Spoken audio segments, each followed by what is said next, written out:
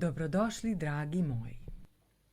Danas vam pokazujem jedan fantastičan recept sa tikvicama koji se priprema neverovatno jednostavno, a dobijate baš izdašno i sočno jelo. Sve se meri čašom od 200 ml. Nema vaganja, a za pripremu vam treba svega nekoliko jednostavnih sastojaka. Sloj sočnih tikvica, između njih šunka ili neka druga salama i kačkavalj, a sve to na kraju u potpuni miris maslaca. Za ovaj recept potrebno je 500 grama tikvica. Tikvice operite, oljuštite pa im odsecite krajeve, deo sa petiljkom i donji deo. Zatim su spremne za dalju pripremu. Tikvice zatim isecite na kolutiće, malo tanje kao što pokazujem u receptu. Nemojte ih seći ni previše tanko ni debelo, ovakve će se lepše ispeći i lakše će pustiti višak vlage. Sada kada smo isekli tikvice, idemo dalje sa pripremom recepta. Samo da napomenem, sve mere u ovom receptu merimo čašom od 200 ml.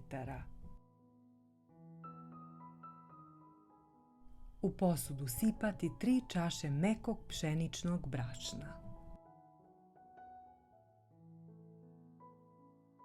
Dodati 1 čašu kukuruznog brašna.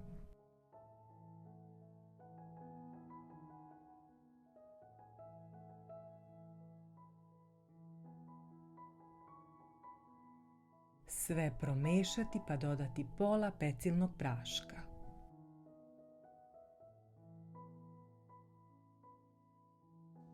Sada sve ponovo dobro promešati kako bi se kukuruzno pšenično brašno ravnomerno sjedinilo sa praškom za pecivo. Sada dodati 3 čaše obične vode. Dodati 1 malu kašičicu soli. Dodati pola čaše ulja. Samo da vas ne zbuni, 3. čašu vode sam dodala malo kasnije. Ali u receptu odmah dodajete sve 3 čaše vode. Ja sam ovu dodala naknadno, pa da znate da je ukupno potrebno 3 čaše. Sada sve dobro promešajte, da se voda, brašno, ulje i svi ostali sastojci lepo sjedine i da dobijete ujednačenu smesu. Sada dodajte tikvice koje smo prethodno isekli. Zatim sve dobro promešajte kako bi se tikvice lepo obložile pripremljenom smesom. Koristila sam tepsiju dimenzije 24 x 33 cm. Važno je da tepsija bude malo veća, kako bi smesa bila lepo raspoređena i nešto tanja. Ne mora biti baš ovih dimenzija. Tepsiju možete obložiti papirom za pečenje, a možete ga podmazati uljem i posuti brašnom. Izaberite način koji vam više odgovara. Sada polovinu pripremljene smese izlijte u tepsiju i ravnomerno je rasporedite po celoj površini. Kada ste smesu rasporedili, preko nje poređajte šunku, salamu ili neko drugo suhomesnato po želji. Iskoristit ću ovaj trenutak da vas zamolim, ako vam se dopadaju ovako jednostavni, sočni i ukusni recepti, ne zaboravite da zapratite kanal Čarobna varjača. Ako vam se dopada i ovaj recept, ostavite jedno srce. Dragi moji, neće vam biti teško, a meni mnogo znači. Nakon što ste poređali suhomesnato, sada isecite kačkavalj ili neki tvrđi sir po svom ukusu.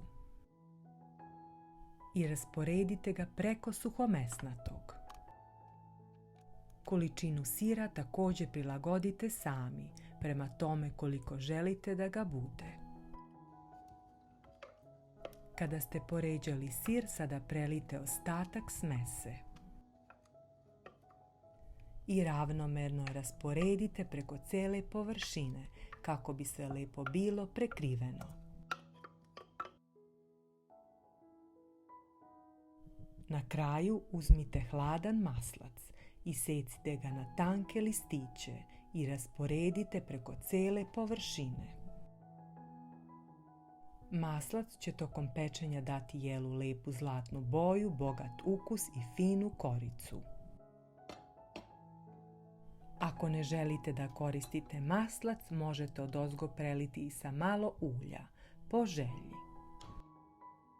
Rernu prethodno zagrejati na 200 stepeni, pa stavite da se peče. Pecite dok se sve lepo i ravnomerno ne ispeče i dok odozgo ne dobijete prelepu zlatnu rumenu koricu. Vreme pečenja može da zavisi od rerne. Zato kada lepo porumeni i dobije ovu zlatnu koricu, znaćete da je gotovo.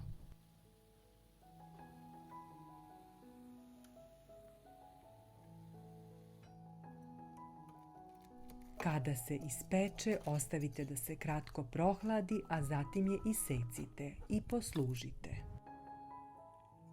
Sočno, mirisno i ukusno jelo je spremno za posluživanje. Tikvice tokom pečenja puste svoju vlagu i daju cijeloj piti divnu sočnost. Dok se odozgo napravi ona prelepa zlatna i hrskava korica. Pita je izdašna, mekana i sočna iznutra, a spolja fino zapečena. A najlepše i najlakše od svega je što se sve meri čašom od 200 ml. Samo sipate, promešate i ređate. Dragi moji, želim vam pre svega zdravlja, mir, ljubavi i radosti, da vam svaki dan bude ispunjen osmehom, lepim trenucima i ljudima koje volite.